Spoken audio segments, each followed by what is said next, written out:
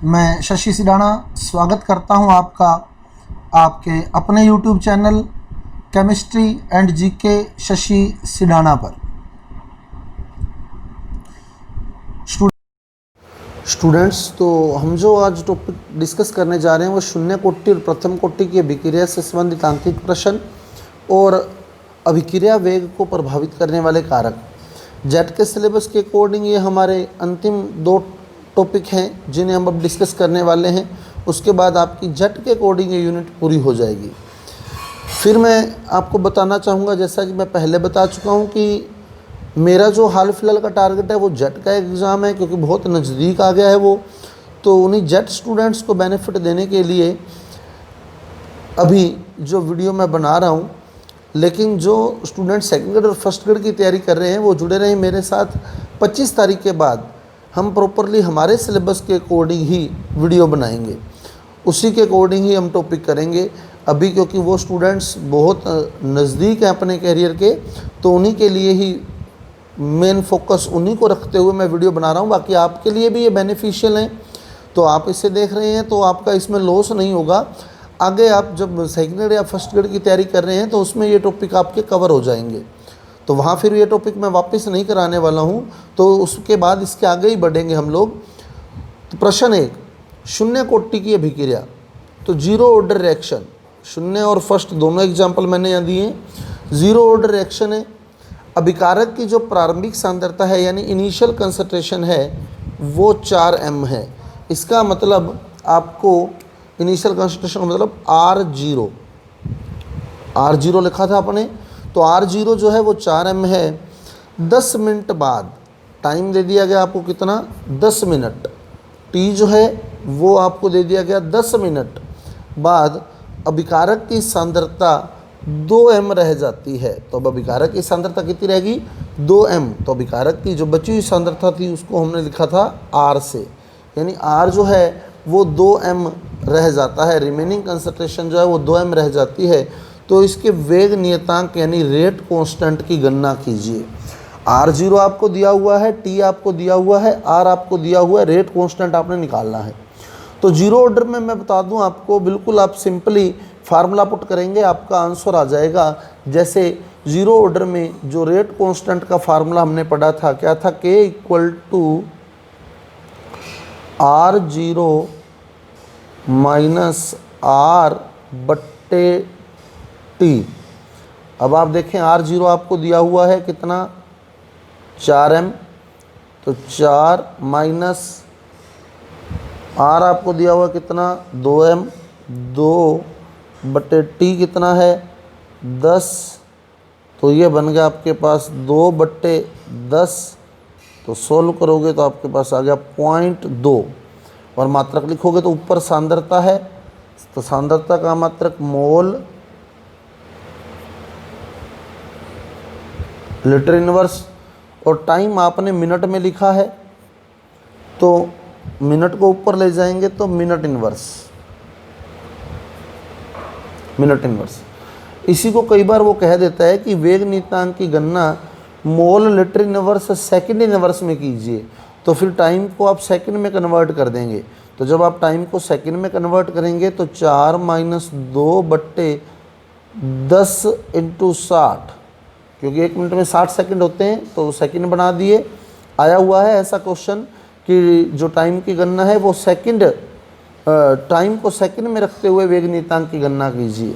तो 4 - 2/10 × 60 बराबर 2/600, 2/6 यानी 1/3 हो गया, इंटू 100।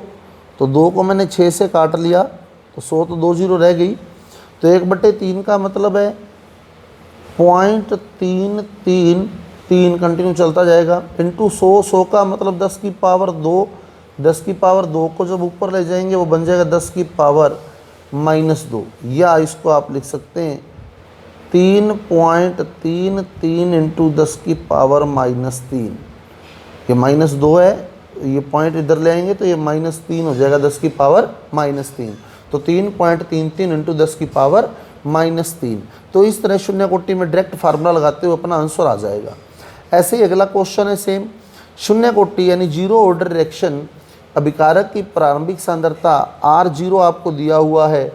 R0 प्रारंभिक सांद्रता को हमने R0 से लिखा था, कितना दिया हुआ है 2m, और वेग नियतांक यानी k आपको दिया हुआ है 1×10⁻²- mole litre inverse second inverse. तो वेग नियतांक k आपको दिया हुआ है 1×10⁻² mole litre inverse second inverse, और कैलकुलेशन करनी है आपने अर्धायु की, हाफ लाइफ टाइम की। तो शून्य कोटि के जो हाफ लाइफ टाइम का फार्मूला आपने पढ़ा था T12 = R0 या R0/2k, ये शून्य कोटि के हाफ लाइफ टाइम का फार्मूला था। R0 की वैल्यू आप पुट कर दें, कितनी है 2/2 इंटू k का मान कितना है 1×10⁻²। k का मान पुट कर दिया, 2 से 2 कट गया, 10⁻² को ऊपर ले जाएंगे तो 10⁻+2 बन जाएगा। वो 10⁻+2 का मतलब 100, और ये सेकंड इनवर्स है तो यहाँ सेकंड आ जाएगा, क्योंकि टाइम निकाल रहे हैं तो टाइम सेकंड या मिनट में ही आएगा। तो क्योंकि ये सेकंड इनवर्स है तो यहाँ सेकंड बन जाएगा। क्लियर? तो ये 100 सेकंड इसका हाफ लाइफ टाइम आ गया इस क्वेश्चन के अकॉर्डिंग। तो शून्य कोटि में तो आपको ज़्यादा मशक्क़त नहीं करने वाली है, ज़्यादा संघर्ष नहीं करना पड़ेगा, क्योंकि डायरेक्ट फार्मूला रखते ही आपके आंसर आएंगे। क्लियर? अब शून्य कोटि के विक्रिया के एग्जाम्पल भी देख लें। कई बार अगला एग्जाम्पल दे देता है शून्य कोटि के विक्रिया का, इनमें से कौन सी विक्रिया शून्य कोटि के विक्रिया का उदाहरण है। तो सबसे इम्पोर्टेंट एग्जाम्पल जो है इसका H2 + Cl2 = 2HCl, बहुत ही इंपॉर्टेंट एग्जाम्पल है। प्रकाश की उपस्थिति में होने वाली ये विक्रिया है H2 + Cl2 = 2HCl। यह विक्रिया शून्य कोटि की विक्रिया जीरो ऑर्डर रिएक्शन का एग्जाम्पल है। इसके अलावा अमोनिया का जो विघटन है या अमोनिया का अपघटन है 2NH3 टंगस्टन की उपस्थिति में होने वाली विक्रिया ये WN2 + 3H2 N2 + 3H2। धातु उत्प्रेरक की उपस्थिति में कोई भी अपघटन हो रहा हो, धातु उत्प्रेरक दिया हो, जैसे टंगस्टन दिया धातु, ऐसे मैं आपको बता दूं PH3 टूटता है मोलिब्डेनम की उपस्थिति में, MO की उपस्थिति में, फास्फोरस और हाइड्रोजन में, फास्फोरस और हाइड्रोजन में। तो ये भी शून्य कोटि की विक्रिया है। धातु उत्प्रेरक दिया है और विघटन हो रहा है किसी का, तो वो शून्य कोटि के विक्रिया का एग्जाम्पल आएगा। तो H2 + Cl2 = 2HCl, 2NH3 = N2 + 3H2। शर्त है कि ऊपर धातु उत्प्रेरक दिया होना चाहिए। अगर ये धातु उत्प्रेरक नहीं दिया होगा तो ये शून्य कोटि नहीं रहेगा। क्लियर? अगर धातु उत्प्रेरक दिया है तभी ये शून्य कोटि है। तो ये था शून्य कोटि से संबंधित अंकित प्रश्न। अब चलते हैं हम फर्स्ट ऑर्डर प्रथम कोटि की विक्रिया की ओर। तो देखते हैं प्रथम कोटि की विक्रिया के न्यूमेरिकल कैसे सॉल्व करेंगे। तो प्रथम कोटि की विक्रिया के भी 2 न्यूमेरिकल आपके सामने हैं। ये 2 मैं सॉल्व करके बता रहा हूँ, उसके बाद आप बुक से प्रैक्टिस करें। और अगर आपको कोई क्वेश्चन नहीं आता है तो आप उसे मुझे सेंड कर सकते हैं या कमेंट बॉक्स में लिख सकते हैं, मैं 100% सोल्यूशन दूंगा आपको उसका। तो प्रथम कोटि की अभिक्रिया में अभिकारक की सांद्रता 16m से 4m होने में, यानी पहले अभिकारक की सांद्रता रिएक्टेंट की कंसंट्रेशन कितनी थी 16m, अब कितनी हो गई 4m। और पहले वाली कंसंट्रेशन को हमने लिखा था R0 से, और उसके बाद वाली कंसंट्रेशन हम लिखते हैं R से। कितना टाइम लगा 8 मिनट। 16m से 4m होने में 8 मिनट लगे, तो T आपको दे दिया गया 8 मिनट, तो टाइम आपको 8 मिनट दिया गया है। तो इसी अभिक्रिया में अभिकारक की सांद्रता 2m। अब आपको 2 कंडीशन दी गई हैं, तो पहले वाली कंडीशन क्वेश्चन रीड कर लेते हैं, फिर आपको मैं बताऊंगा कैसे करना है। तो अभिकारक की सांद्रता 2m यानी रिएक्टेंट कंसंट्रेशन 2m से 1m होने में कितना समय लगेगा, आपने टाइम निकालना है। जब अभिकारक की सांद्रता 2m यानी सेकंड स्थिति में R0 ये है और 1m होने में यानी R ये है। सेकंड कंडीशन में R0 और R ये है, फर्स्ट कंडीशन में R0 और R ये है। फर्स्ट कंडीशन में 8 मिनट लग रहे हैं, सेकंड कंडीशन का टाइम आपने निकालना है। तो अब देखो कैसे करेंगे, 2 पार्ट में अलग अलग कर रहा हूँ, इधर स्थिति फर्स्ट, इधर स्थिति सेकंड। तो स्थिति सेकंड में हमारे को टाइम निकालना है। तो टाइम का फार्मूला हमने लिखा था T = 2.303 बाई के log R0/R। अभी तो मैं एक बार पूरा प्रोसेस से बता रहा हूँ, लेकिन इसको बिल्कुल शॉर्ट में मैं बता दूंगा आपको कि आप क्वेश्चन रीड करते ही आंसर बता देंगे कि आंसर क्या है। क्वेश्चन रीड करते ही आंसर बता देंगे आंसर क्या है। तो अभी तो पूरी डिटेल बता रहा हूँ एक बार कि कैसे सोल्व करना है, मेथड क्या है। तो स्थिति सेकंड में आपको टाइम कैलकुलेट करना है। तो t इक्वल टू 2.303 बाई के log R0/R। तो आप देख रहे हैं आपको R0 दिया गया है, R दिया गया है। t ज्ञात करने के लिए आपको R0 चाहिए, R चाहिए और K भी चाहिए, लेकिन यहाँ K नहीं दिया हुआ है, K यहाँ नहीं दिया गया है। तो K ज्ञात करने के लिए ही, K सोल्व करने के लिए ही हमारे को स्थिति फर्स्ट दी हुई है। स्थिति फर्स्ट दी इसीलिए हुई है कि हम रेट कांस्टेंट निकाल सकें। स्थिति फर्स्ट से जो रेट कांस्टेंट आएगा वो स्थिति सेकंड में पुट हो जाएगा। क्लियर। अब देखो कैसे करेंगे। K equal to 2.303 by T log R0/R। अब आप देखें आपको T दिया गया है 2.303 बटे T। पहली कंडीशन में T दिया गया है 8, log R0 दिया गया कितना 16, R दिया गया कितना 4। तो 16 बटे 4 काटेंगे तो कितना आ गया 4, log 4 यानी 2 की स्क्वायर। पावर कहाँ आ जाएगी आगे, तो पावर आप आगे लें, ये पावर आगे आ गई। अब आप K की वैल्यू लिख दें 2 इंटू 2.303 बटे 8 log 2। log 2 का मान रखना चाहें तो आप लोग रख सकते हैं। log 2 का मान 0.3010। तो ये हमने K सोल्व कर लिया। क्लियर। K सोल्व कर लिया। अब स्थिति सेकंड में ये K पुट कर दें तो T इक्वल टू 2.303 बटे K का जो मान आया वो लिख दें 2 इंटू 2.303 इंटू 0.3010 बटे 8, और वो बटे वाला 8 कहाँ आ जाएगा ऊपर। क्लियर। log R0 की वैल्यू कितनी है सेकंड केस में 2m, R की वैल्यू कितनी है 1m, यानी ये बन गया log 2 की वैल्यू 0.3010। तो 0.3010 से 0.3010 कैंसिल, 2.30 से 2.303 कैंसिल। आंसर आ गया आपका 8/2 यानी 4 मिनट। तो इस प्रकार इस क्वेश्चन का आंसर आएगा 4 मिनट। अब देखें आप इसको शॉर्ट में कैसे करेंगे। प्रथम कोटि की अभिक्रिया की जो अर्धायु है वो हमने पढ़ा था प्रारंभिक सांद्रता पर निर्भर नहीं करती। प्रारंभिक सांद्रता चाहे कितनी भी हो, हाफ लाइफ टाइम जो होगा वो सेम होगा। तो हाफ लाइफ टाइम आप निकालते जाएं। 16 m प्रारंभिक सांद्रता थी, इसका आधा होने में यानी 8 m होने में जो टाइम लगेगा वही टाइम 8 m से 4 m होने में लगेगा, वही टाइम 4 m से 2 m होने में लगेगा, और वही टाइम 2 m से 1 m होने में लगेगा, क्योंकि वो प्रारंभिक सांद्रता पर निर्भर नहीं कर रहा। अब आप देखें आपको क्वेश्चन में क्लियर 16 का आधा 8, 8 का आधा 4, 4 का आधा 2, 2 का आधा 1, इन सब में सेम टाइम लग रहा है। अब आप क्वेश्चन देखें तो आप क्वेश्चन में देखेंगे कि आपको दिया हुआ है 16 m से 4 m होने में 8 मिनट लगते हैं, यानी 16 m से 4 m होने में 8 मिनट लगते हैं। 16 m से 4 m होने में 8 मिनट लगते हैं। कैसे लगे, इसका मतलब 4 मिनट यहाँ लग गए और 4 मिनट ही यहाँ लग गए, तभी 8 मिनट लग सकते हैं। क्लियर। 16 m से 4 m होने में 8 मिनट लगते हैं, तो इसका मतलब 4 मिनट यहाँ लगे हैं, 4 मिनट यहाँ लगे हैं। अब 4 से 2 होने में भी 4 मिनट लगेंगे और 2 से 1 होने में भी 4 मिनट लगेगा। अब आपका क्वेश्चन यही था 2 से 1 m होने में कितना समय लगेगा, तो 4 मिनट लगेंगे। तो इस तरह आप लोग प्रथम कोटि की अभिक्रिया को सोल्व कर सकते हैं। जैसे अगला क्वेश्चन देखें।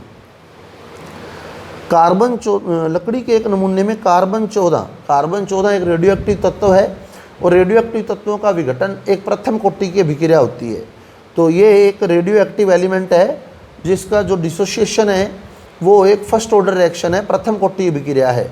तो यहाँ आपको ये ध्यान रखना है कार्बन 14 रेडियो एक्टिव है, तो ये अंडरस्टूड है कि ये फर्स्ट ऑर्डर है, प्रथम कोटि अभिक्रिया है। क्लियर। और इसमें प्रारंभिक सांद्रता पर जो होता है वो अर्धायुकाल डिपेंड नहीं करता। तो जीवित लकड़ी की तुलना में इसकी जो कार्बन 14 की मात्रा है वो 12.5%, 12.5%। तो लकड़ी का हमने एक सैंपल लिया हुआ है, वुडन सैंपल, जिसमें कार्बन 14 की जो मात्रा है वो 12.5% है। यदि कार्बन 14 की अर्धायु 5760 वर्ष हो तो बताइए लकड़ी के उस नमूने की आयु कितनी है। ये जो सैंपल हमने लिया इसकी आयु कितनी है। तो मान लो पहले सांद्रता होगी 100%, आदि होने में 5760 साल लग गए। अब जस्ट शॉर्ट में बता रहा हूँ, आदि होने में 5760 साल लग गए। 50 की आदि होने में 5760 साल फिर लग गए। 25 की आदि होने में यानी 12.5 होने में 5760 साल फिर लग गए। क्लियर। 100 से 50 हुई होगी, 50 से 25 हुई होगी, 25 से 12.5 हुई होगी। हर बार 5760 साल लग रहे हैं, क्योंकि हाफ लाइफ टाइम अर्धायु आपको 5760 दिया गया है, तो हर बार 5760 साल लग रहे हैं। तो अब आप सीधा सोच लें कि 12.5 होने में कितना समय लग गया होगा। तो 5760, 5760, 5760, या तो तीनों को ऐड कर लें या 5760 को 3 से मल्टीप्लाई कर लें, तो आपका उत्तर आ जाएगा 17,280 वर्ष।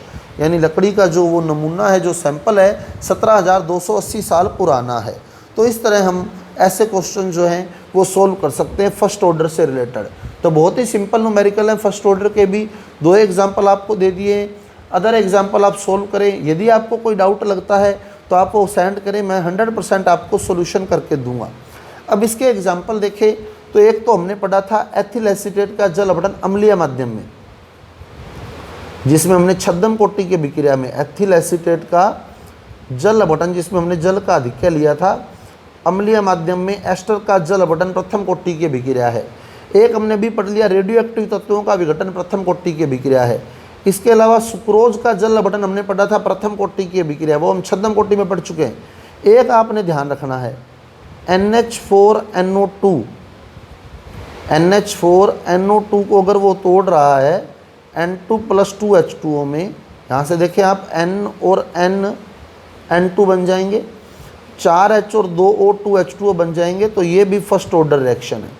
अमोनियम नाइट्राइट का अपघटन, अमोनियम नाइट्राइट का अपघटन या अमोनियम नाइट्राइट का विघटन एक फर्स्ट ऑर्डर रिएक्शन है। तो ये था फर्स्ट ऑर्डर रिएक्शन से संबंधित न्यूमेरिकल। अब हम बात करेंगे अभिक्रिया वेग को प्रभावित करने वाले कारकों की। लास्ट टॉपिक होगा हमारा इस यूनिट का जेट के कंपटीशन एग्जाम के अकॉर्डिंग। इसके अलावा सेकंड ग्रेड या फर्स्ट ग्रेड के जो स्टूडेंट तैयारी कर रहे हैं और मेरे साथ जुड़े हुए हैं, उनके वीडियो मैं और बनाऊंगा। इसके अभी जेट के अकॉर्डिंग ही काम चल रहा है। जो जितने भी जेट में टॉपिक हैं वो सभी आपके लिए बेनिफिशियल हैं। तो अब चलते हैं हम अभिक्रिया वेग को प्रभावित करने वाले कारकों की ओर। तो अब बात कर रहे हैं हम अभिक्रिया वेग को प्रभावित करने वाले कारकों की।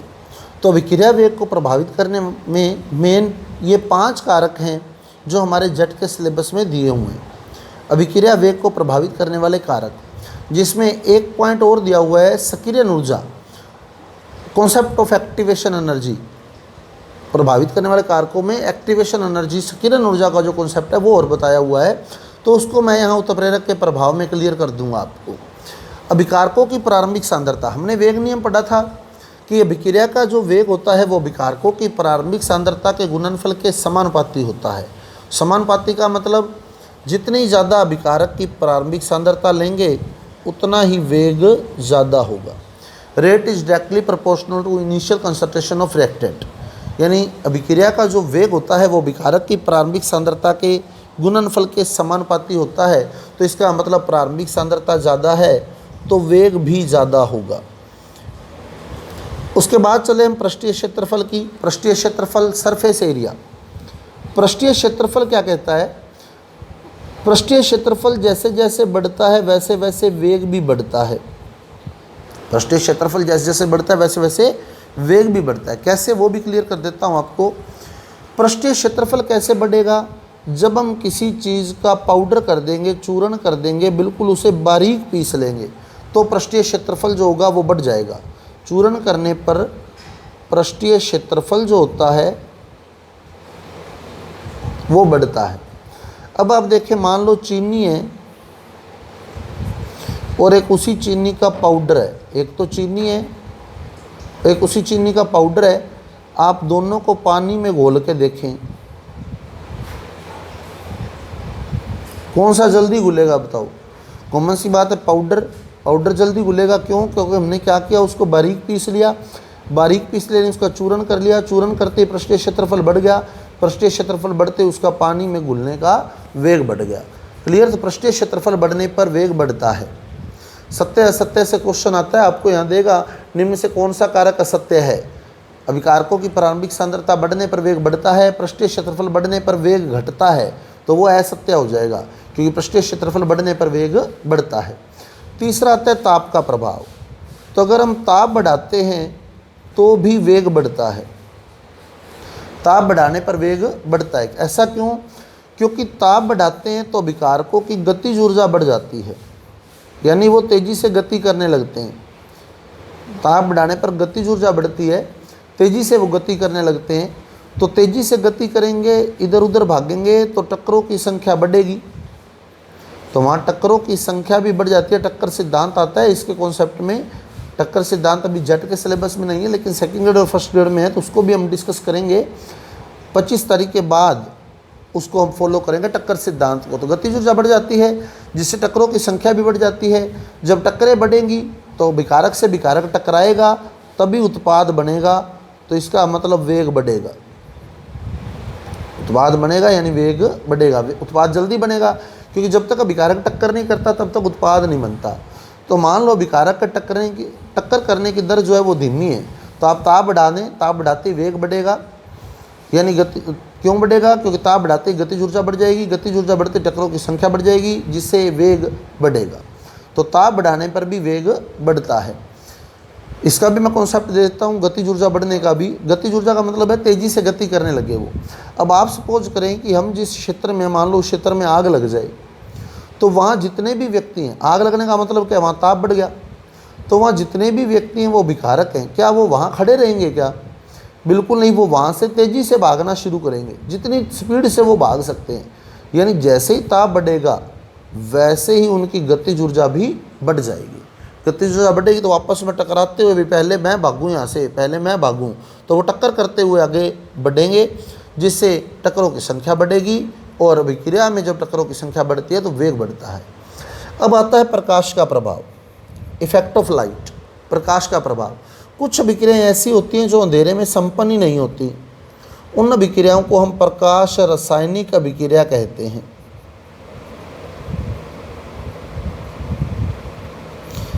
जैसे फोटोग्राफी ऐसी रिएक्शन है जो अंधेरे में नहीं हो सकती। ऐसे ही प्रकाश संश्लेषण भी अंधेरे में नहीं हो सकता। तो ऐसी अभिक्रियाएं जो अंधेरे में संपन्न नहीं होती, प्रकाश की उपस्थिति में ही संपन्न होती हैं, उन्हें प्रकाश रासायनिक अभिक्रिया कहते हैं। जैसे H2+Cl2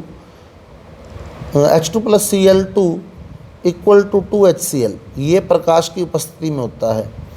ऐसे ही 2HBr = H2+Br2, ये भी प्रकाश की उपस्थिति में होता है। तो प्रकाश रासायनिक अभिक्रियाएं जिनके संपन्न होने के लिए प्रकाश की उपस्थिति अनिवार्य है, वो अंधेरे में संपन्न नहीं हो सकती। पांचवा आता है उत्प्रेरक का प्रभाव। अब उत्प्रेरक क्या करता है? सामान्यतः हम धनात्मक उत्प्रेरक की ही बात करते हैं यहाँ। उत्प्रेरक दो प्रकार के होते हैं, एक धनात्मक और एक ऋणात्मक। धनात्मक वो होता है जो अभिक्रिया के वेग को बढ़ाता है, और ऋणात्मक वो होता है जो अभिक्रिया के वेग को घटाता है। यहाँ हम धनात्मक उत्प्रेरक की ही बात करते हैं। तो धनात्मक उत्प्रेरक वो है जो अभिक्रिया के वेग को बढ़ा देता है।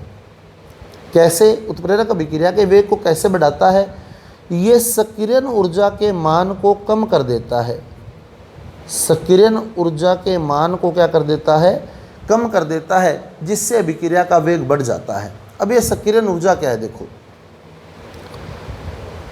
ये मैं ग्राफ से समझा रहा हूँ आपको। ये स्थितिज ऊर्जा इस साइड है, ऊर्जा या स्थितिज ऊर्जा, और इधर मैं दिखा रहा हूँ अभिक्रिया की प्रगति, अभिक्रिया किस ओर चलेगी। तो अभिक्रिया चलती है अभिकारक से उत्पाद की ओर। तो अभिकारक से उत्पाद की ओर, और उसका पथ ये होता है, ये पथ है उसका। ये अभिकारक है, यहाँ रिएक्टेंट है, और ये यहाँ प्रोडक्ट है। क्लियर? ये रिएक्टेंट है, ये प्रोडक्ट है, और यहाँ एक संक्रमण अवस्था, ट्रांजिशन स्टेट बनती है, संक्रमण अवस्था बनती है। अब आप इसको समझें, यहाँ से यहाँ यानी विकारक से उत्पाद तक पहुँचने के लिए हमें ये रास्ता पार करना है। अब आपको पता है कि ये पहाड़ जैसा रास्ता है, पहाड़ चढ़ना ही मुश्किल होता है, ऊंचाई पर चढ़ना ही मुश्किल होता है, ऊंचाई से उतरना बहुत आसान होता है। यानी इस साइड वाला जो पार्ट है वो इतना इम्पोर्टेंट रोल प्ले नहीं करता जितना इस साइड वाला करता है। जो यहाँ पहुँच जाएगा इस जगह पर, वो यहाँ आसानी से पहुँच जाएगा। लेकिन ज़्यादातर अभिकारक जो होते हैं यहाँ पहुँच ही नहीं पाते, यहीं रह जाते हैं, इस साइड ही रह जाते हैं, इसलिए वो उत्पाद में बदल ही नहीं पाते। अब ये सारा कौन कौन सी एनर्जी यहाँ यूज हुई वो मैं आपको बता देता हूँ। यहाँ पॉइंट 0 पॉइंट होता है। यहाँ अगर मैं 0 से टोटल एनर्जी काउंट करता हूँ, 0 से टोटल एनर्जी काउंट करता हूँ यहाँ तक, शीर्ष तक बिल्कुल, तो 0 से अगर मैं टोटल एनर्जी देखता हूँ ये वाली, तो ये होती है देहली ऊर्जा। देहली ऊर्जा, इसको देहली ऊर्जा बोला जाता है। 0 से अगर मैं काउंट करूँ तब ये देहली ऊर्जा है। लेकिन आप देख रहे हैं ये अभिकारक की स्थिति यहाँ है, यानी इतनी ऊर्जा अभिकारकों के पास ऑलरेडी है, पहले से है। तो इतनी ऊर्जा तो अभिकारकों के पास है, तो वहाँ तक पहुँचने के लिए इनको इतनी ऊर्जा और लेनी है, इतनी ऊर्जा और लेनी है। तो ये जो ऊर्जा है जो अभिकारकों को और लेनी है शीर्ष तक पहुँचने के लिए, यही ऊर्जा सक्रियण ऊर्जा, एक्टिवेशन एनर्जी कहलाती है। क्लियर? ये ऊर्जा, पूरी ऊर्जा तो है देहली ऊर्जा। देहली ऊर्जा में से कुछ भाग तो अभिकारकों के पास ऑलरेडी है, और बाकी का जो उसने लेना है वो है सक्रियण ऊर्जा। तो ये सक्रियण ऊर्जा है। अब उत्प्रेरक क्या करता है, देखो, उत्प्रेरक की उपस्थिति में सक्रियण ऊर्जा का मान जो होता है वो कम हो जाता है। यानी उत्प्रेरक की अगर उपस्थिति लूँ तो ये ग्राफ ये हो गया। पहले वो ग्राफ यूँ चल रहा था, ये तो उत्प्रेरक की अनुपस्थिति थी, ये उत्प्रेरक की उपस्थिति हो गई। अब उत्प्रेरक की उपस्थिति में सक्रियण ऊर्जा का मान इतना ही रह गया। उत्प्रेरक की उपस्थिति में सक्रियण ऊर्जा का मान इतना रह गया। अब आप खुद सोचें भी कौन सी ऊंचाई चढ़ना मुश्किल है, ये वाली ऊंचाई चढ़ना ज़्यादा मुश्किल है या ये वाली ऊंचाई चढ़ना ज़्यादा मुश्किल है? तो कॉमन सी बात है, ये वाली ऊंचाई चढ़ना ज़्यादा मुश्किल है। यानी सारे अणु इसको क्रॉस नहीं कर पाएंगे, इसलिए बहुत कम अणु उत्पाद में बदल पाएंगे। लेकिन इस ऊंचाई को हर अणु आसानी से क्रॉस कर जाएगा और उत्पाद बना देगा। क्लियर? जब सारे अणु उत्पाद बना देंगे तो कॉमन सी बात है कि वेग बढ़ जाएगा। तो उत्प्रेरक ने क्या किया, उत्प्रेरक ने सक्रियण ऊर्जा के मान को कम कर दिया। जैसे ही सक्रियण ऊर्जा का मान कम हुआ, ज़्यादा से ज़्यादा अभिकारक उत्पाद में बदलने प्रारंभ हो गए, जिससे अभिक्रिया का वेग जो होता है वो बढ़ जाता है।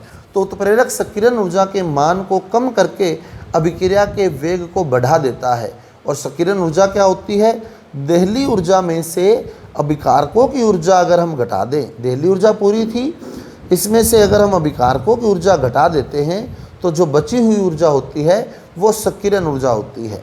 और किसी भी अभिकारक से उत्पाद बनने के लिए सक्रियण ऊर्जा का होना आवश्यक है।